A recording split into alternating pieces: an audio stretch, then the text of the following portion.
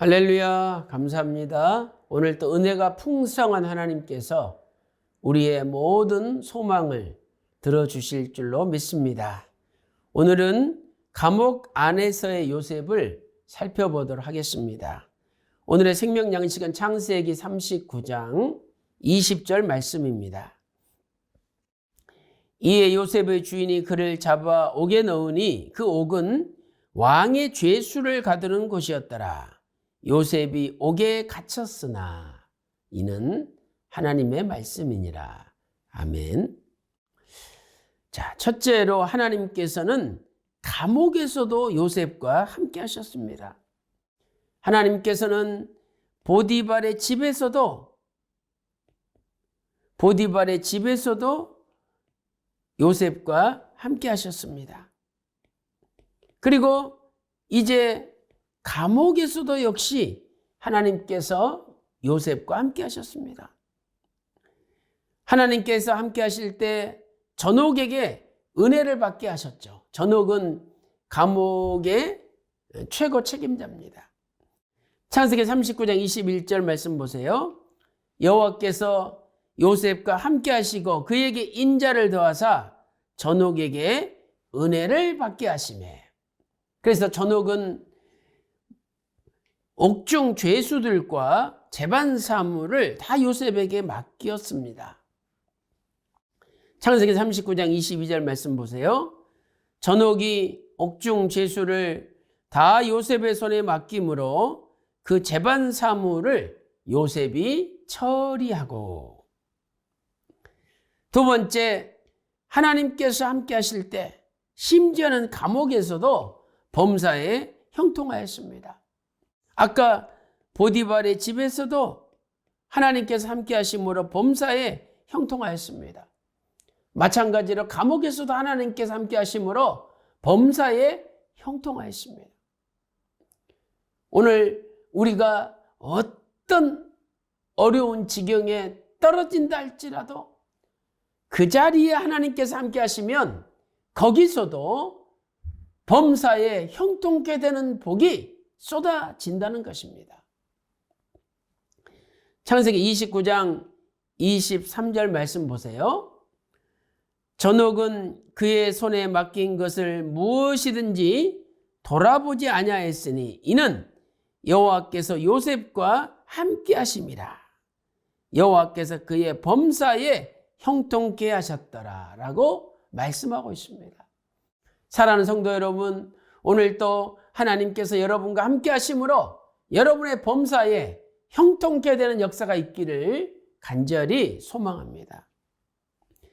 큰 두 번째로 요셉이 감옥에 갇힌 기간은 만 2년이었습니다. 이것은 횟수로 따질 때 3년이 되는 거죠.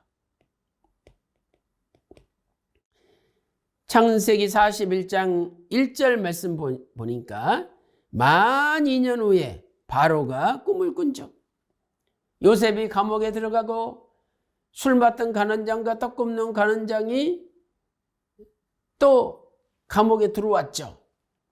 그런데 바로가 꿈을 꿀 때까지 만 2년이 지났다는 겁니다. 자, 이 기간은 첫째로 어떤 기간입니까? 바로 왕이 꿈을 꾸고 요셉을 부를 때까지의 기간입니다. 요셉이 감옥에 들어간 다음부터 요셉이 감옥에 들어간 다음부터 바로 왕이 꿈을 꾸고 요셉을 부를 때까지의 기간이죠. 사랑하는 성도 여러분, 만약 바로 왕이 꿈을 꾸기 전에 요셉이 감옥에서 해방되었다면 어떻게 되었을까요? 아마도 요셉은 자신의 고향 가나안으로 돌아갔을지도 모릅니다. 만약 바로 왕이 꿈을 꾸기 전에 요셉이 감옥에서 해방되었다면 요셉은 다시 가나안 땅 고향으로 돌아갔을지도 모른다. 하나님께서는 바로 왕이 꿈을 꿀 때까지 일부러 요셉을 감옥에 붙잡아 두신 것이었습니다. 그래서 바로 왕이 꿈을 꾸고 나서 요셉을 부르매 사람들이 급히 요셉을 감옥에서 끌어냈다고 창세기 41장 14절에서 말씀하고 있습니다. 이 기간은 하나님의 말씀이 응하기까지의 기간이죠. 시편 105편 18절 19절 말씀 보세요. 요셉의 발이 착고에 상하며 그 몸이 쇠사슬에 메었으니 곧 여호와의 말씀이 응할 때까지라. 하나님의 말씀이 성취될 때까지라는 거죠. 그런데 그 말씀이 저를 단련하였도다. 그러므로 우리는 하나님이 정해 놓으신 단련의 기간이 있다는 것을 알 수가 있습니다. 그리고 그 단련의 기간이 찼을 때 이제 말씀이 성취가 되는 거죠. 다시 말해서 요셉이 꾼 꿈이 성취가 되어서 총리로 요셉이 등극을 하게 되는 것입니다. 말씀은 감옥 안에서 요셉을 단련하였습니다. 사랑하는 성도 여러분, 이 감옥 안에는 세상에 가장 무섭고 악한 죄인들로 가득 차 있습니다. 그런데 요셉은 감옥 안에서 이러한 죄수들을 관장하는 일을 맡았습니다. 요셉은 감옥 안에서 세상이 가장 무섭고 악한 죄인들을 다루는 것을 배웠죠. 아니, 세상에 가장 무섭고 악한 죄인들을 다룰 수 있는 사람이라면 세상에 그 어떤 사람인들 다룰 수 없겠습니까? 다루지 못할 사람이 없는 것입니다. 그래서 하나님께서는 요셉을 감옥에 집어넣음으로 감옥에서 나온 후에 그 어떤 사람들도 다룰 수 있는 능력을 배우게 하신 거죠. 시편 105편 20절에 왕이 사람을 보내어 저를 방석하며 열방의 통치자가 저로 자유케 하였도다.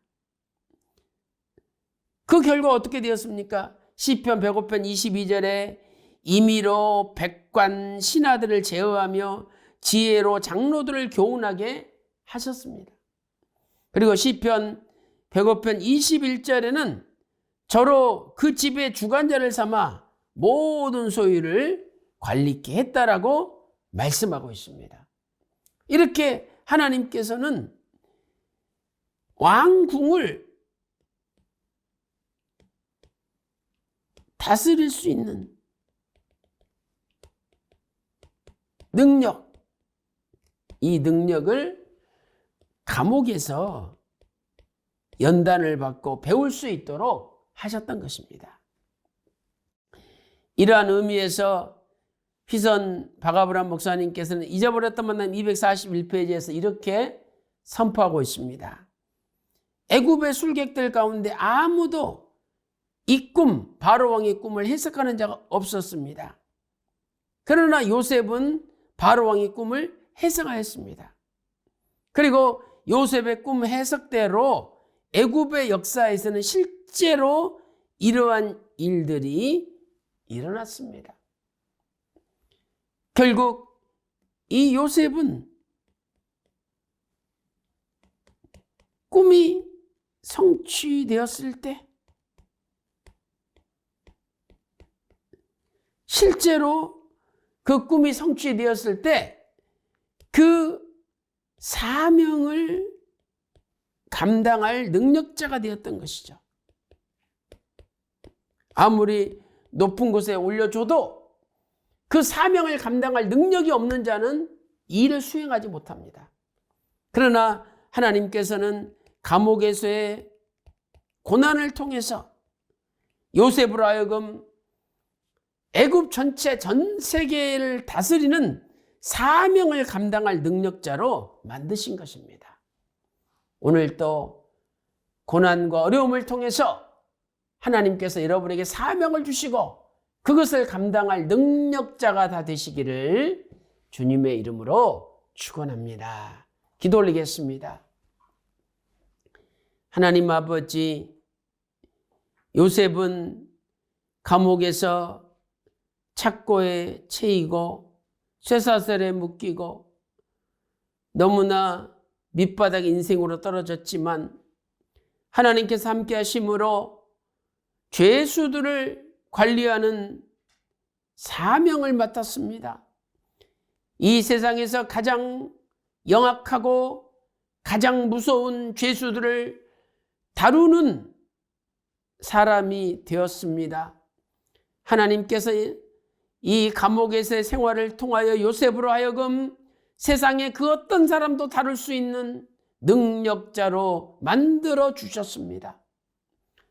하나님 아버지, 우리가 어떤 고난을 당한다 할지라도 이 고난을 통해서 나의 부족한 것이 채워지게 하여 주시고 하나님께서 사명을 주실 때 그 사명을 감당할 수 있는 능력자로 인도하여 주시옵소서. 오늘 또 믿음으로 승리하는 하루가 되기를 간절히 소망하며 존귀하신 우리 주 예수 그리스도 이름으로 간절히 기도 올리옵나이다. 아멘.